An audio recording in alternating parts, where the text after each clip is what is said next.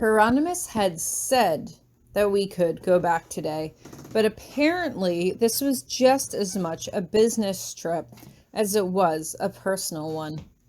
Apparently, he had an office here that he had started to use that he wanted to collect some things from, and for whatever reason, he didn't want me going with him. Instead, he decided that it would be better to just lock me in the library and let me occupy myself with books until it was time to go. "I'm not going to be long, Tori," Hieronymus says, although his voice is starting to border on frustration. "Please don't leave me alone." At least I'm not crying this time, although I do have both arms wrapped around his middle like a child. "Please, there still might be something out there. Please don't leave me." "No one's going to hurt you," Hieronymus replies, far less patiently than he had the previous 4 times. "There is only one door in and out of the library, and I will lock it myself. No one is going to be able to get in, okay? I just have a few things that I need to finish up here, and then we can go home." I pout at him, but it's clear that he's not budging. "But what will I do until you get back?" Hieronymus emits a dry laugh as he gestures around him. "You are in a library, Tori. Read." "Okay," I say as I sit back in one of the chairs near the fireplace. "You won't be gone long, right?" "I'll be back before you know it," Hieronymus says as he kisses me. I just nod at him a final time before he turns and sweeps out of the library, closing and locking the door behind him. I just sigh and pull a book from the bookcase and sit down. There was probably a volume concerning the Grabiner family history somewhere in here, but I didn't want to go digging for it just now. There was probably a book that, when pulled, revealed a secret room, and I wasn't eager to invite any more secrets upon myself just now. Right now, I just wanted the comfort and security of the familiar. The book I grabbed is actually about different herbs found in the other world and how they could be used for their medicinal properties. It's an interesting read, and I find myself getting caught up in it when I suddenly can't help but get the feeling that something is watching me. I close the book and set it beside me, glancing around. I don't see anyone there, but then again, hadn't that man outside the kitchen told me that even when I thought I was alone, there could be other people there? I shiver, either from fear or the cold, and turn back to the crackling fireplace, only to see a face in the flames staring back at me. I shriek, and the face quickly melts back into the shape of a skull as the flames leap out at me. I scream, only to feel 2 burning hot arms on either side of me, holding me in place as the flaming skull head rattles in midair just in front of my own. "Come with me, Tori." Its voice echoes in a high-pitched cackle around the room, and I scream and try to look away, try to pull out of its grasp, when suddenly the doors to the library slam open. "Get away from her!" Hieronymus yells. There's a bright flash of magic, and I can hear Hieronymus chanting. I keep my eyes closed and put both hands in front of my face, trying to make myself small as I curl my knees into my chest. I had been so brave when facing Damien, but even I had to admit that I was no match for whatever this entity was. There's silence for a moment, but I don't look up. Tori, it's okay," Hieronymus says gently, and I can suddenly feel his hand smoothing back my hair. "You can open your eyes now." I blink and slowly lower my knees to see Hieronymus kneeling directly in front of me. Behind him, directly in front of the fireplace, is a mantis trapped in a series of wards that hover in midair around it. "You again!" I jump to my feet as I turn back to Hieronymus. "I told you I'm not going crazy. He's been tormenting me, scaring me."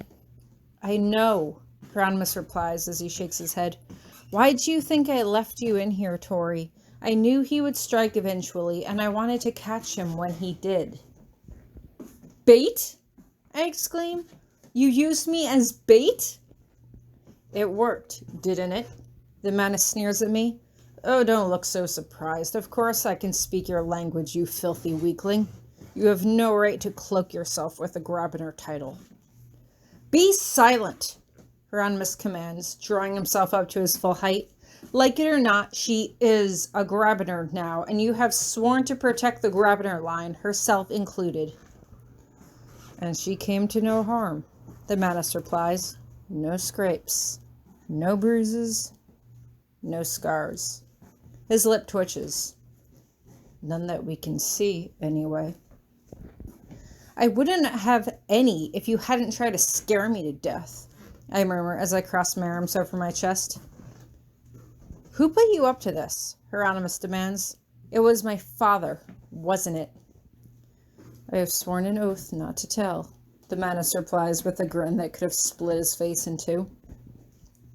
Of course it was Aloysius, I say with a roll of my eyes.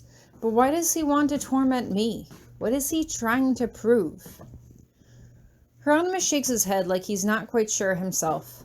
And you haven't had any contact with him since last summer? None, I reply as I shake my head. This is probably a test of some kind, but I can't imagine what it would be. We fall silent for a moment as we both retreat to our own introspective thoughts before Hieronymous turns to address the Manus again. Leave us. Do not make yourself known for the remainder of our stay here. I command it. Of course, master, the Manus replies, although his voice sounds like it's dripping with sarcasm, as he retreats into the fireplace and fades into embers. Hieronymous and I are silent for a while as he turns back to me. Are you all right, Tori? Yeah, I say as I turn back to him. Yeah, I'm confused and upset, but I'm okay. Are you okay? Me? Hieronymous just blinks at me. I wasn't the one being manipulated, Tori. That we know of, I point out. Your father might be playing the long game here. He's tormenting me to get to you in some way, although I don't know why. What purpose does scaring the crap out of me serve? Your guess is as good as mine, Hieronymous says with a sigh, and I walk over to him and rest my chin on his shoulder. Since we know I'm not going crazy after all, do we still have to leave? I ask him, almost a bit sadly. Hieronymous seems to consider this a moment. Do you want to stay? Yes, I say resolutely. Not only because I'm not eager to get back to Iris Academy just yet, but I also want to show your father that he's not going to be able to scare me off so easily. Fair enough, Hieronymous says with a sigh as he takes my hand. But we should really get you something to eat. Neither of us has eaten in days. As long as you're confident you can cook, I say teasingly. Because I took a look at all of the stuff they left us in the refrigerator, and I'm not sure half of all that even is. Although Aloysius had previously insinuated that cooking was beneath magical folk, Hieronymous was actually a good cook.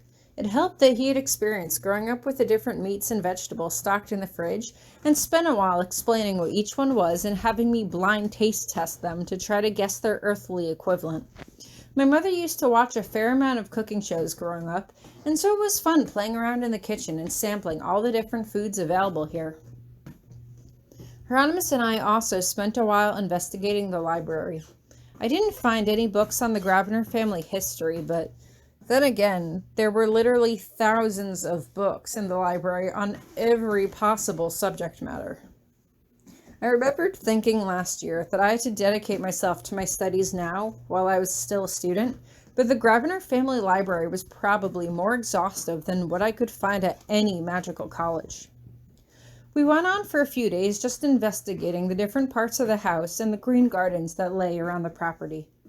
One day in particular, I felt brave enough to leave Hieronymous to some reading in the library while I got up to stretch my legs.